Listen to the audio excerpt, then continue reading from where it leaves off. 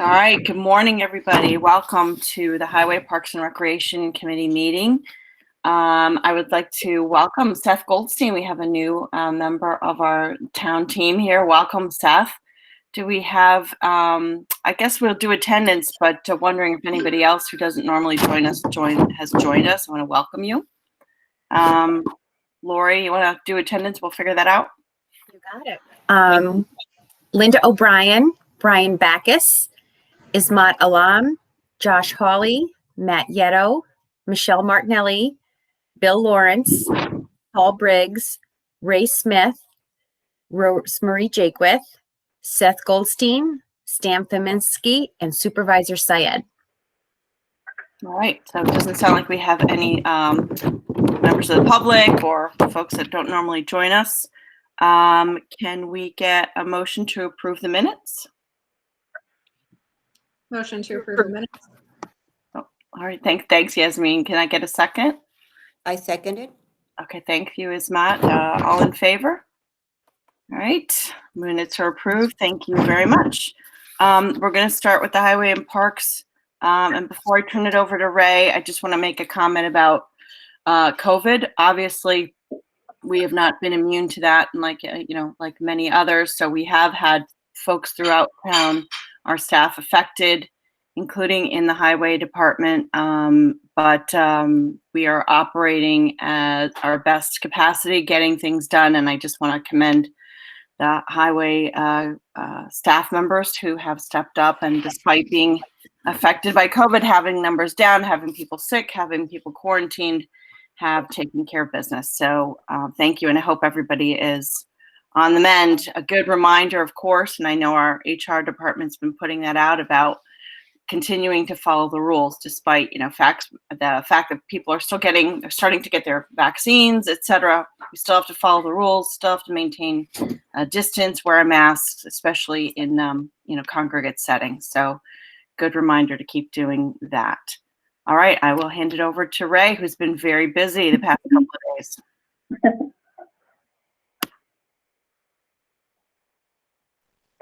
All right. I also would like to echo the efforts that have been made for the COVID. The personnel is very happy that the town took the time to enroll them in a vaccination program, and although they've just started this week, they are very thankful for that. And would also like to echo as well, in the absence of some employees, others stepping up to jobs that are, usually not done by them, as far as pitching in and doing extra and filling other shoes. I also would like to, say thank you to them for doing the right thing and making us what we are. So I'm happy with all that's been done to get through this. Ray, can I jump in? I think somebody, if you don't have your, if you're not on mute, please mute, because we're getting some background noise, hearing some conversations in the background. Thanks very much. All right, Ray, sorry. Go ahead and continue. Okay, so I'll move on to number 2, the water breaks. 7 related water repairs, just our standard monthly bill. So the bill is attached. Number 3, highway crews. When it's not snowing, we've been working on resident request list and a little bit of snow removal, cleaning up courts and making room for additional snow and stuff like that. So always got something going on, tree trimming, of course, and related to the calls we get. Update on the recent storm. We went out at 1 a.m. On Tuesday. Each plow route went around their route twice, plowed and sanded. And then this morning we were in at 2 a.m. for a general cleanup after, the residents clean up their driveways and snow plowing is done from different facilities. So we just did a general cleanup this morning and assaulting. So we're in pretty good shape with the roads as of right now. Sidewalk crews are also out working on the sidewalks. They've been out since 2 a.m. Parks crews have been out in the facilities and the parks, clearing them snow from them facilities. Ray, I just wanted to jump in. I got an email from Chief Wall this morning. Just wanted to pass along thanks for the space at Town Hall, enabling all our officers to get out on the roads was free and clear over the past couple of days. She just wanted to pass along her thanks. So well, we thank them for that.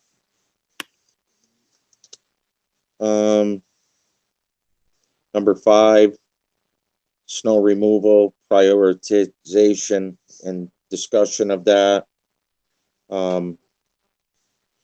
We have had some unique things, and I think most of it is generated by the big storm that we got and people's inability and concerns as far as being able to get first responders in, or they have doctor's appointments and stuff like that. So we're trying to address them, and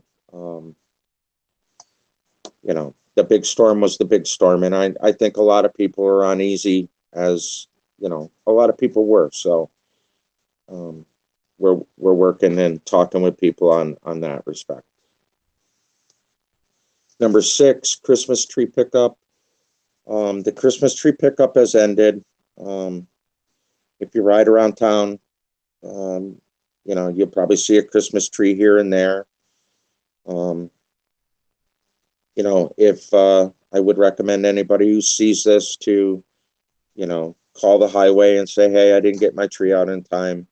We'll get, we'll make a list, and when we got, a half a day's work, we'll send a 1-ton out to grab them, and we'll chip them and finish them up. So most of them are out. We picked up quite a bit of Christmas trees this year, but you will find a straggler here and there. So we'll take care of them. Number 7, myself and Patty will be putting the paving bids together. We had finished our 3-year rollover on our contract from the last time.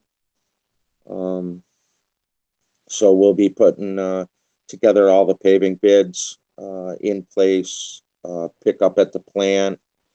I'll do as I additionally do every year, is put the bid specs together for water break patching and stuff like that. So we'll get competitive pricings on all them.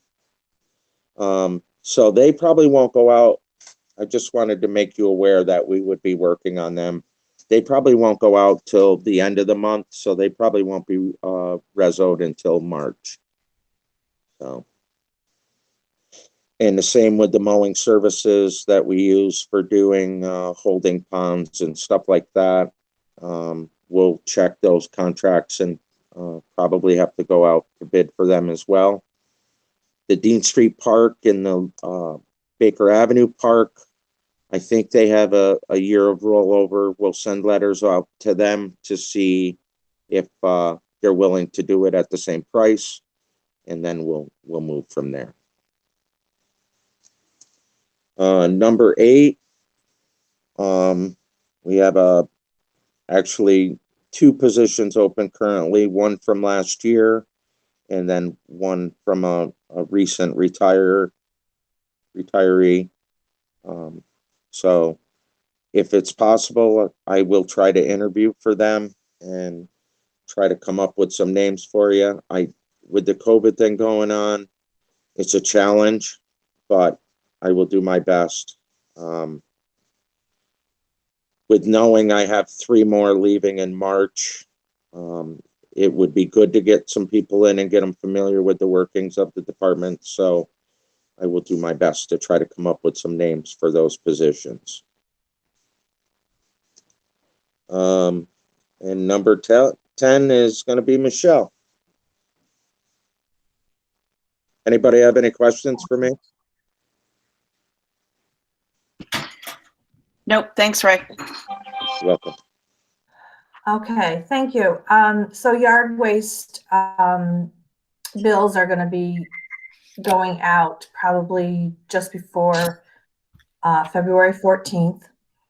And conversation in my office with Michelle and Michelle, we thought it might be a good idea, since town hall still isn't open to the public, that the opt-out forms are able to be emailed to our office. We thought that would be more convenient for residents, and it seems like that was consensus that it might be a good idea. We were going to discuss that here now. What does everybody think about that? So Michelle, can you explain how it normally works in terms of the opt-out and what we're looking to change and why?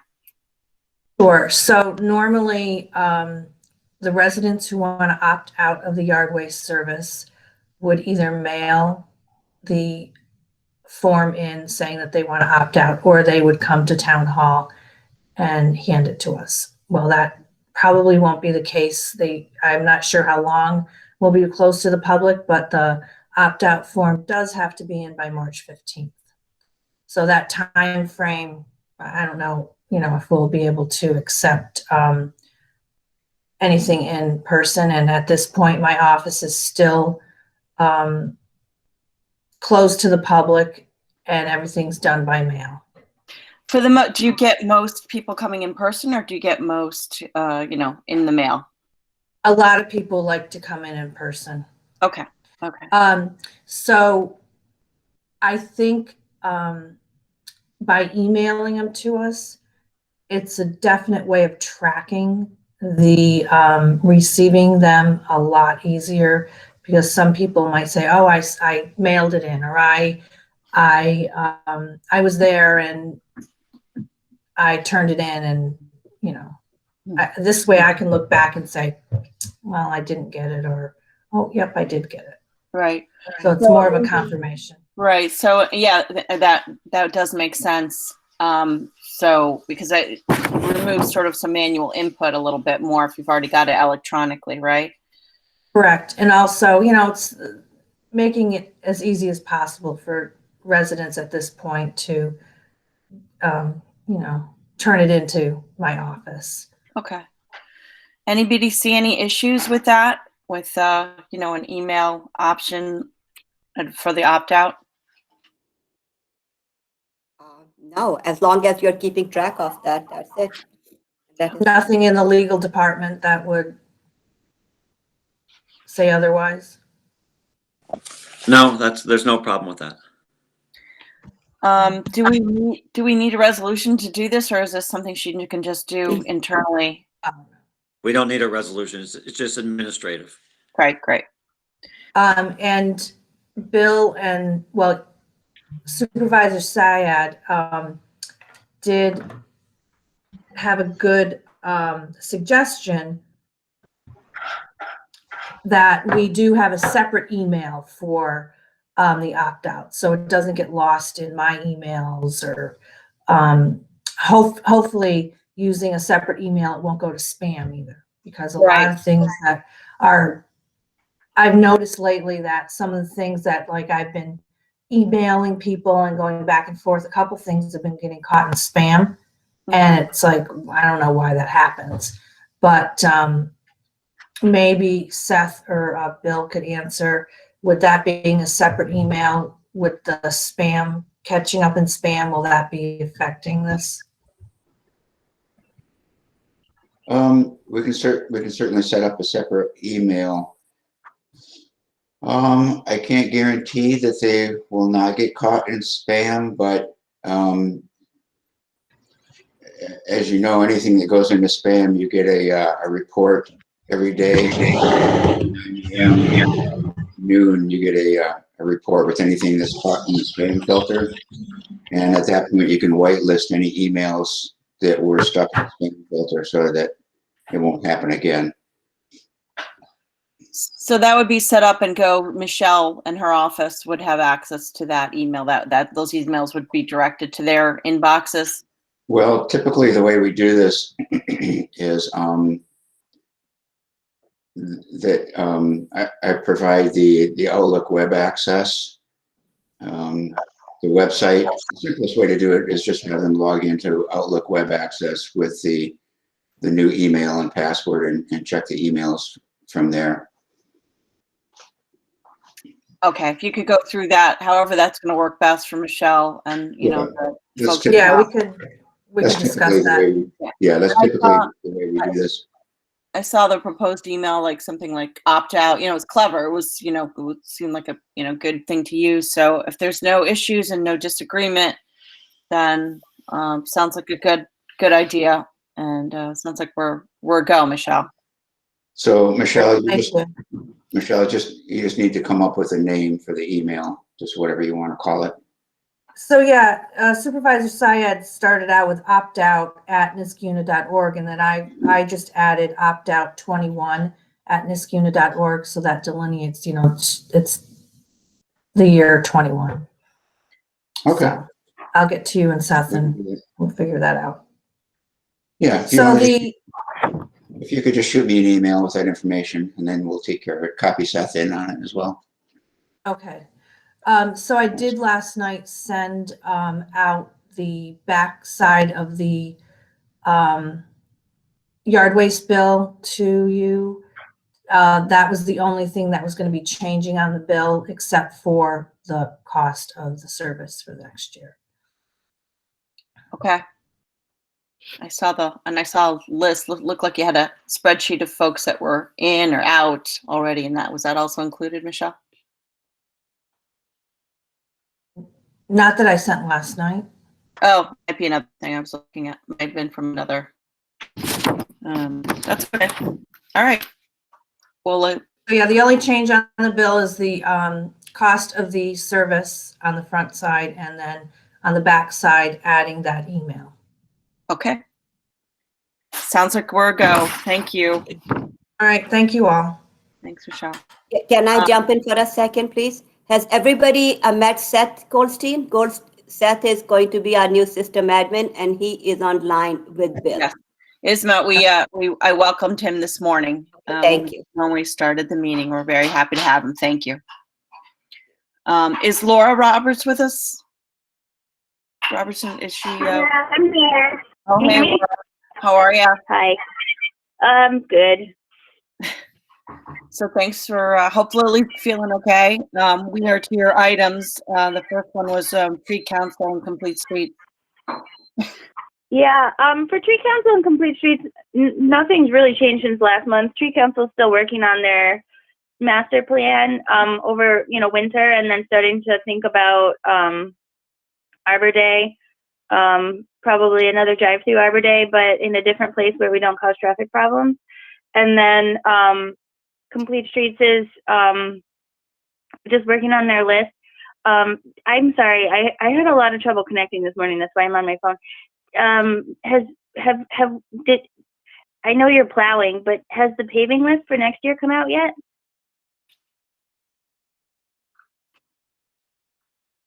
Hold on, It Ray. has, it has not come out yet. Okay, because that's just something that when that does, can you pop it on over so we can just see if there's anything that dovetails into our connection plans? Certainly. Thanks, Ray. So that's all I got for that.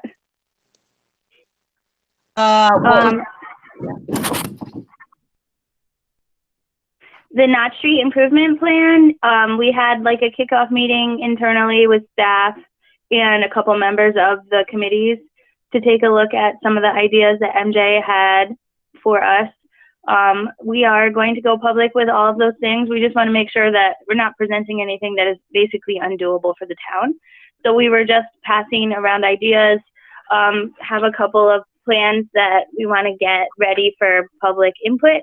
I did get a set of drawings from MJ yesterday for Via Del Mar, so I'm going to circulate that to the internal people who are reviewing it for the town and get some comments on that. And then we'll take a look at the intersection of Clifton Park and Crescent Drive, get some comments on those, and then we'll be scheduling public input through the planning board. Okay, hold on a second. Seth, you had your hand raised. Did you have a question or comment? Yes, I do actually. How do those forms go out to the residents? The yard waste forms? Yes. Michelle, can you speak to that? So we send out a yearly bill the second week in February, and the front side of the form or the mailing is the bill. The back side of it is the opt-out form. Okay. Do we want So to? they're mailed out. Okay. Do we want to put a PDF on the website of the form as well? Yes, thank you for saying that. I will send that to you to be put on. Okay. Along with Yeah. whatever we decide the email is, and say, here's the form. You can send it here, type of thing. Yes, yes. Thank you for bringing that up. Okay, thank you, Seth. Laura, back to you on River Road.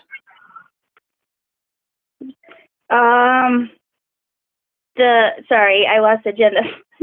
Sorry, yeah, next thing we finished with Knott Street. We're gonna have that additional meeting, and then Oh, here it is. Okay. Yeah, River Road is next. Oh, construction, yes. Okay, so they are basically done. There's some things that they have to do in the spring, but the chain link fence is up, the field is done. All of the structures that they needed to put are in place. They poured the concrete. There's a little bit of a pile of concrete, so there's just cleanup left. I think the engineer's reviewing now what we need to withhold for spring, just to make sure that it's, that they have to come back and clean up in the spring.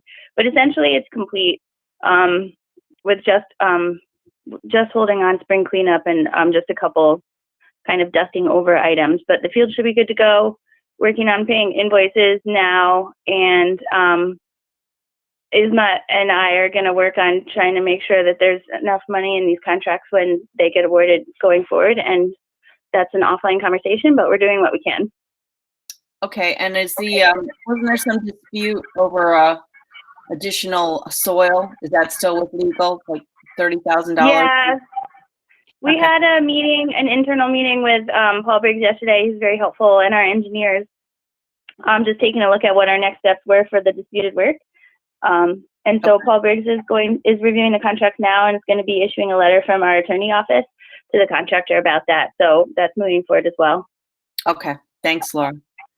The next thing was just Rivers Ledge, the Parkland Fund, discussion, which I think is ongoing and needs to continue offline, correct?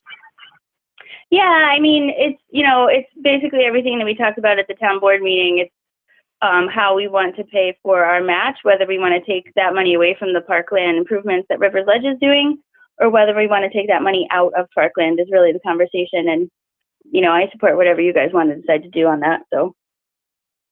Okay, well, we'll figure that out. The last item for you was youth representative appointment to town advisory committees.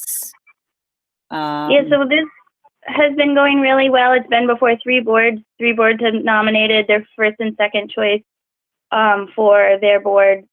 Conservation Advisory Council is tonight, so I'll have a list from each board on who they want to nominate. Make sure that there wasn't overlap because a couple of kids picked different boards. And then I would just confirm with the students, that they were selected and that they do want to continue with that board, and should have a list for them for who we want to appoint, hopefully by Friday for the Economic Development Committee meeting. And we did get we got like a good 12 to 15 kids, and all good applications. It was very hard to choose. They all just seem to have a lot of excitement and passion for town government, which is great. And it's been fun. So we're looking forward to getting them on our board. Yeah, so I just want to remind everybody, a few months ago, we proposed, having designated youth representatives on some of our town advisory committees. Those were Climate Smart Community Task Force, Complete Streets, Conservation Advisory Council, and Tree Council. And those committees, they overlap, over between here and economic development. So I visited each of the committees. I talked about the initiative.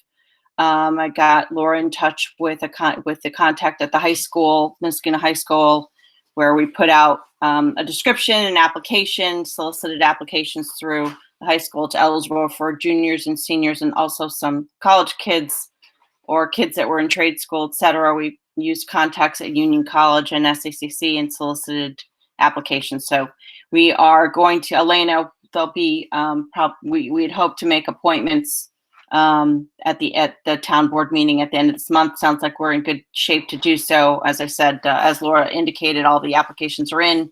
Looks like only one committee is left to make their designation. So there'll be a joint resolution there needed for that appointment. Between John Delarada and myself for those appointments at the end of the month. So that's exciting. Laura, everybody seemed very enthused, all the members of the committees, and everybody talked about, their enthusiasm of having students and hoping to, that it may turn into more students on those committees and or other committees using this sort of same vehicle, but we're just piloting it with these 4 and we'll see how it goes. But all indications are it's going to be very successful. So thanks for your work on that, Laura. And I know Linda in your office worked on the application and the descriptions and worked very hard, and you got a lot going on. But thank you, do, Laura, on this and everything. Thanks, Rosemary. All right, we're going on to recreation items. Laura. Alrighty, Ski Club is in its 5th week. We have 1 more week after this. Julie Lore has been going on all the trips, said the kids have been amazing, abiding by all the social distancing rules, sitting on the bus separately, spaced out, with their masks on, no eating, and said it's just been a pleasure. And we were so thrilled that we were able to get to run this program, even if it was at 50%, and the families are thrilled. So I'm so thrilled, and thank you to Julie for freezing every Friday night because it's been cold this past winter, but she says it's been wonderful. Adult Tai Chi was supposed to start in February. We've pushed it back to March 2nd because the town facilities are closed. We're hoping that things will be up and running by that date. If not, we'll push it off again. I spoke with Charlie Bergami yesterday, Monday, and the 4th UVC bulb is in and should be installed, if not this week, but no later than next week. So when we are open and ready to go, we're all good. Adult, senior, any kind of exercise can be held upstairs safely. The summer program book. I am off and running, have contacted all of the independent contractors from last year and the year before. We're going to keeping our fingers crossed that year is going to be back to 2019. And I've been getting positive responses. I don't think I've received anyone emailing me back saying they're not interested. So I'm hoping that we're going to be back to the way we were in the past. So I'll keep everybody posted on that. As in the past, the registration is always set to open up on April 1st. So that's always my hard and fast deadline. We did receive a request from a resident, kind of an open-ended request for Blatnick Park, wanting to reserve the basketball field or basketball courts. I had asked for a little bit more detail. I needed dates, times, whatever. They have not responded back. So if I do hear back from them, we'll circle back to this in March. And if need be, work on a license agreement. I'm not sure. I'm hopeful that they're going to respond back. I think he kind of thought that he could have the courts whenever. And when I told him that we had some parameters and insurance, and I haven't heard back. So we'll circle back should I hear back from them again. Yeah, if you do, Lori, let us know. Don't even, we can bring it to committee, absolutely, but let's start the conversation, ahead of time in terms of parameters we want to weigh. Obviously, the revenue is a good thing, but we want to make sure that we are balancing that against the, general use of our facilities by our residents as well. We've been talking about that here all along. And then remember, we engaged in a discussion about a facilities use handbook to set forth, in public parameters in terms of pricing, et cetera.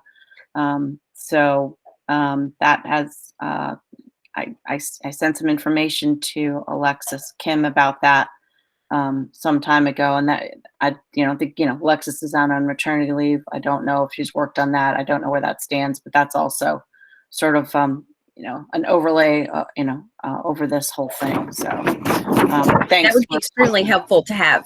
Yes. Yeah.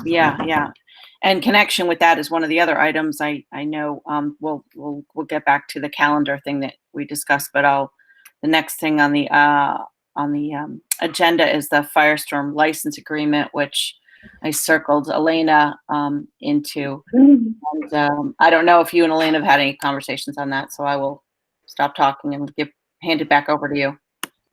We did. We spoke yesterday. In reviewing the email chain that was forwarded to me, it appears as though it looks as though anyways that Alexis had worked out most of the details and that they had agreed last year that they would pay an increased fee for this year. So I spoke with Laura yesterday. It didn't appear as though there were any additional changes that needed to be made. So I told Lori I would follow up with the representative from Firestorm after our committee meeting today. I didn't take a look at the dates and I didn't compare those. And again, that goes to the next item that Lori and I have been talking about having a master calendar so that not only, as we get requests, we know who's requesting to use what space when, but also so that the public knows, when space is, sort of reserved or there's a, priority. As I recall, the last Firestorm agreement was for the fall, right, through the end of the year. I don't recall what they're asking for this year. And Lori rightly was concerned about youth soccer, which we run, September, October, and not having, an overlap there or having to, work through that because that's also not only a very popular event, but it is that brings in a great deal of revenue for the town. So that's another reason to have sort of this master calendar and there's a centralized place where all that could go. So Elena, what were they at? Were they asking for additional dates beyond? And did you and Lori talk about any overlap with the youth soccer and work that out as well? Is that going to work? I think that they are asking for dates. I have to double check with them as to when the start date was, but because I believe what it sounded like from the emails anyways was that it had sounded as though the town agreed to a lesser fee for last year since it wasn't for the entire season, as long as they agreed to the increased fee for 2021. But they're not looking to change the days of the week and the time on those days that they intended to use. They're going to be using, I believe it was Tuesday, Thursdays from 5 to dusk that they used in 2020, and they'd be doing the same thing. Just in the fall then? In the fall? Or was there I think it might extend beyond that, but that's one of the things I have to confirm with him today. Okay. And then again, I just want to make sure that Lori knows what those dates are, that I know what those dates are, that we don't have any conflicts with, because we have a lot of demands. And we saw an uptick in that with COVID, which was good. It was great that we were able to help people out. We were in good place. We were one of the first towns to get youth sports and other organizations out because we were on top of that. But just want to make sure, given all the demands, that there's not any conflicts. So let's keep talking. All right. Thanks, Elena. While we're on this topic, can I ask a question related to the soccer club? Yeah. Alexis had filled me in prior to her leaving for maternity leave that there was an ongoing issue with them. I believe that stemmed from last year. Is that still the case? You mean in terms of their licensing fee?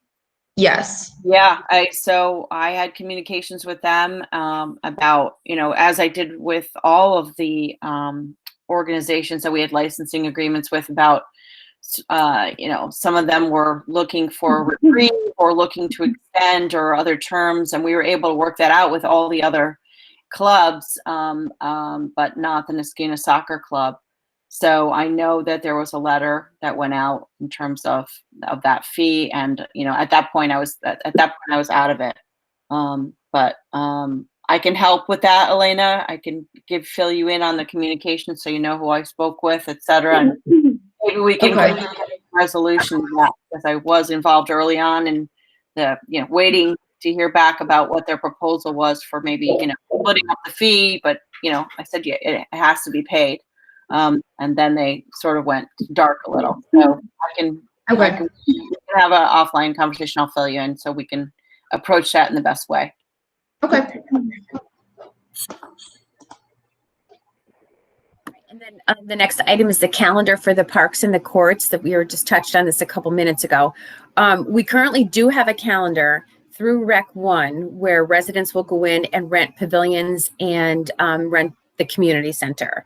So when speaking with Lisa Stevens, she and I think are on the same page where it's best to have one calendar. You have multiple calendars. If you don't update one and one doesn't get updated, it could lead to a host of problems. So what we can do is expand on this calendar, find a way to link it right on the main web page, or even maybe have like break it out like weekly of what's being rented or what's being used. And like in case in point, when we do our tennis lessons, those courts are tied up for a good portion of the evening. So we're in the middle of working on that, but I do think that we need to keep one general calendar so there's not, it lessens our room for error. Do you agree? Absolutely. We talked about that. And I don't know if maybe, Seth can help us in terms of, translating whatever it is that you're using for your registrations to that sort of more user-friendly, looking calendar on the main web page, so that people can, if they want to know, hey, I might, before driving over the tennis courts, knowing that those tennis lessons are happening, or, whatever it may be. It just makes a lot of sense to have that. And I agree, one calendar is best, which is why I want to make sure, all this filtering goes to, we get that down all through one place. So yeah, let's work on that as spring approaches and as the demand for our spaces increases. I'd like to see us have that happen, make it easier for everybody. That's right on our list of our to-do list. Yeah. The next item is sponsorship and ad revenue initiative. We talked about this last month and pushed off the start date until March 1st. We had a meeting, Rosemary, Elena, Lisa, and myself, to try to fine tune the procedure. Elena was looking into some legal aspects as to how we would handle revenue. So once we get all this straightened out, the next step is Lisa and I were going to work on a fee structure. So it's a one-page sheet that goes out to anyone. If you wanted to hopefully sponsor soccer, you wanted to do a banner, everything is right in front of you. And then someone could pick an option and then choose to be a sponsor, we hope.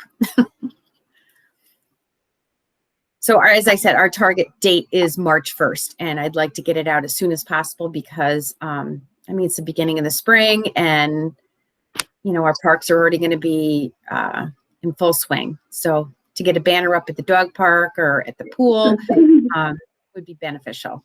Right. And as we discussed, we built in, some revenue into this budget. So we have a goal. We hope to surpass that goal, but it's obvious it's in there, and we've got to, see what we can do to make it happen. My last item is resolutions for February. As of now, I have none.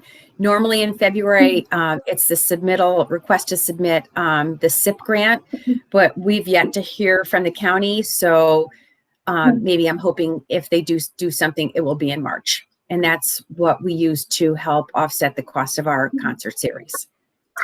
Okay, what is the name of that grant? SIP? CIP. So, oh my God, I'm drawing a blank, but I can't remember what it stands for. Okay. Community Initiative Program, I think. But it said I have been Googling and looked on the website, and it's by invitation only. So it's not something that was going to be an open application. But as of now, nothing is on there. Okay. Thanks, Lori. And before I jump over to senior programs for an update there, I omitted an item I should have added, and I just want to add this in there, a farmer's market update. So the supervisor and I met with, had a virtual meeting last week with folks that helped us run the farmers market at Town Hall last summer. I put out an email for more volunteers. We had like 3 or 4 people join us who were interested. We're talking about potentially extending the market into the fall. A lot of our vendors were interested in that. I want to, make clear that while we allocate some funds in the budget for the market and it's intended to be, a community service, last year we did actually make some money, and this year there's no reason to believe we won't make, that or more. It is a very volunteer intensive proposition. I spent many Saturdays, as did the supervisor, at the opening it up, because the most of the equipment we stored it at Town Hall, the tables and the tents and etc. So it's kind of a volunteer intensive endeavor. If anybody else is interested, certainly please let us know. We'd love to have the help, and it was fun. It's a very nice group of people. We had people from NCAP and Niskanen Community Foundation and other community leaders that were involved, and it was great. We hope to expand it, Lori. Actually, if COVID permits, another opportunity for maybe some music or other social events, like community programs that might be interested. We couldn't do that. We couldn't sell food that could be eaten there. There were some restrictions, but if those are loosened this year, we would like to make it more of something. And again, we'd welcome your help in expanding that and making that possible. So more to come on that. Supervisor, did you want to say anything about that? Now we're looking forward to our 3rd season. I can't believe it's already coming up soon. So hopefully we'll get through winter and then we can have another successful market season. All right. So that's sort of come, as that develops. We had our first meeting, and we'll report back more on that as things move forward. We're looking at July through maybe, sometime in October. The supervisor was going to check the date. It's another reason to have that calendar. Also very nice to be able to, but that's Town Hall, the town green. There should be a master calendar for that kind of thing as well. And I'm not saying it should be the same calendar, but it is. We should, there were a lot of events last year, and there were some conflicts, and it's good to have one centralized calendar for events of all kinds, so we know, what's going on where, and there we can avoid conflicts. So that's it. Did anybody have any questions on that? Okay, I'm going to turn it over to Linda for senior. Good morning. Rosemary and Lori, I know you guys are in the thick of this with us, so you know a lot about what we've been doing, but because it just everything kind of flowered this month, I'm just going to do a quick recap. So because we do get random questions from certain folks. So in an attempt to support the efforts of Schenectady County Health Department and to aid communication about vaccine with our seniors, we contacted, this started about 2 weeks ago, we contacted those without email and fielded a slew of calls inquiring about the process. Initially, we were asked to help the county facilitate their process, and then we were called off a couple days later as they decided they kind of revamped their message and their processes. So once they came into their own, we followed suit and helped communicate that out. Vaccine rollout has been very challenging, and we have continued to adjust our methods of communications as things have changed over the last 2 weeks. We've had over 400 emails. We've had an incalculable number of phone calls. We continue to speak with many seniors who have not been able to make appointments. So it sounds to me like everybody's registered a bazillion times, but they just can't get that appointment, and that's what's driving them a little crazy. Lisa is going to be sending another updated blast communicating out some information we found happening in Albany County with SUNY Albany site as a site. And we've heard that folks have had good luck with that. So our folks, the people that we're hearing from, they've been very appreciative. They're understanding that they get the frustration. They understand that we're just waiting on volume as far as vaccines and so on and so forth. But truthfully, when they call us, I think they just want to be heard, and they are very happy to be able to have a voice at the other end of the phone. So it does kind of help smooth things out a little bit, or just, give them some patience. So other than that, we continue to stay connected to our seniors. We've got February, another delivery of 44 bags. We've themed them with, February activities, ideas, and places. There's games, there's trivia, there's an origami craft that Edie came up with, and she also did an origami heart, and we put the chocolate inside that. So they're going in the activity bag, excuse me, but then we're also putting them in the lunches next week for those people that are doing the drive-through Gershon's lunch. January delivery saw over 40 bags. We did 2 dozen cupcakes last month. This month we're going to do 3 dozen. We received a huge amount of feedback, really good feedback from people. They were just so excited and just so happy to a little knock at the door and a little cupcake. That's all it took. And they were just really thrilled. So we're trying to reach as many folks as possible while we're trying to continue to hit those folks that we know are shut in more than others. So that's kind of how we target what we send where. And Matt has been great, and he continues to be great. They love him out there. And this is, he also, in addition to what I just mentioned, is also doing, he might have 5 to 7 deliveries for the lunch program, and he's still getting grocery shopping requests and some doctor's appointments and whatnot. We did ask if he could have access to the one of the electric cars, and Lisa was able to coordinate something so that that car could be put into rotation along with the police fleet for fogging.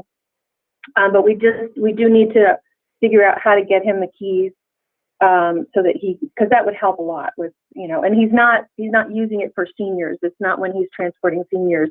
If and when we get those requests, then he goes over to the highway garage and does his usual. So he's also very diligent with COVID protocol. His other job is security with Union, and there's a whole level of safety and whatnot over there that it's great. I don't worry about him, and I don't worry about our program where he's concerned. Lunches, they have steadily increased. January saw 188 lunches total. February's menu has already been blasted out. It is also distributed to all people who are driving through and picking up lunches. And it's also, again, posted on the senior page. We had a snow day on Tuesday. Thursday, tomorrow, we have 64 lunches. It doubled. And so it'll be interesting. We'll be hopping too tomorrow for sure. I'd say on average, it's been going like from 15, then up to 20 plus now, and then last week it was 30 plus, and tomorrow was 64. So it was fun time. So and the other good news story is that CDPHP has chosen us again as a site for their free box lunch program. So we were able to get a promise of Mondays this time. So we have office hours on Monday, so we've got Monday, Tuesday, and Thursday with lunches going out. The lunches from CDPHP are prepackaged.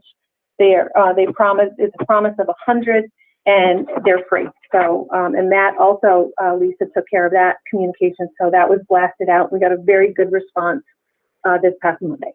So very nice. All exercise remains virtual. Edie secured several sponsorship donations from our community health partners totaling $5,500 so that we may continue our exercise programs free of charge to our seniors. It's really impressive what she's been able to do with that. She had initially, when we started, this is back in March when they closed this down, we had 16 people registered for Zoom and 2 instructors. And now we have 52 registrations and 5 instructors, 5 classes, averaging 14 per class. And so there's one every day of the week. So it's it's pretty neat. So other than that, I do want to give a shout out to Ray and Charlie and Ron, because they hang in there with us. And we had, and just to say too, that our little squirrel spotters are gone. They were looking at us as a nice warm place for the winter, and they have been, redirected, and we haven't had any issues since. So thanks you guys for keeping us moving and keeping us plowed out and all the last minute requests. I think, did I miss anything? I don't think so. Did I put you to sleep? No. Thanks very much. And I just want to, circle back to the issues of the COVID registration. So, and commend the ladies and all the staff that's been working with our seniors, communicating. It's, like I said to you guys yesterday, it's clearly a labor of love. You don't do it for any other reason. It's very meaningful for folks to be able to talk to someone. The rollout of the vaccination has been very convoluted and confusing and frustrating. And, I've been, participating in the health disparities meetings at the county to get information and funneling that back to all of you. And, it's been, once they opened up registrations to 65 and up, sort of the floodgates went open. The intention was always that that seniors were supposed to be vaccinated through the various, pharmacies, and it's a supply and demand issue. I talked to a senior yesterday, sort of like we went with toilet paper and then PPE. That's right. It's just we'll catch up, but it's frustrating. Also frustrating because the means of registration is electronic, and not everyone is adept at that and/or has a computer to do so. So it's just going to be frustrating, and I just commend all of you for going above and beyond and being that voice, being that source of information, trying to help our seniors navigate this very difficult process for them especially. So thank you again, and I know we'll continue to work to do that. I've talked to the county about perhaps having, when supply does catch up, having a clinic or something specifically targeted for Niskayuna seniors to attend, but we'll work through that. This week, for example, I listened to the county's summary, and County Executive Rory Fluman explained that the county got 500 doses this week, and 100 was allocated for ODTech. So that left 400 doses for all of Schenectady County for the whole week. I mean, it's just it's impossible. So last night we were communicating about that SUNY Albany site. Thanks for being on top of that and trying to get that information out to our seniors. I know people are traveling. People are traveling to Utica and Plattsburgh and doing crazy things with to get senior citizens vaccinated. It doesn't help, but we're not alone. Everyone's experiencing this throughout the state in terms of senior citizens having difficulty, getting it. But we'll get them there. And again, I commend you all for going above and beyond and trying to facilitate and help our seniors, navigate this whole thing. Thank you. So we're happy to help. Yep, that's all I want to say about that. Is there any other business that we haven't addressed? All good here. Okay, all right. So our next meeting will be March 3rd at 8:15, electronically or otherwise, probably so electronically. And thank you all for your time and commitment to serving our residents today and every day. And can I get a motion to adjourn? Motion to adjourn. Okay, I'm all in favor. I'm sure we all are. Thanks, and everyone have a lovely day. You too. Thank you. Bye-bye.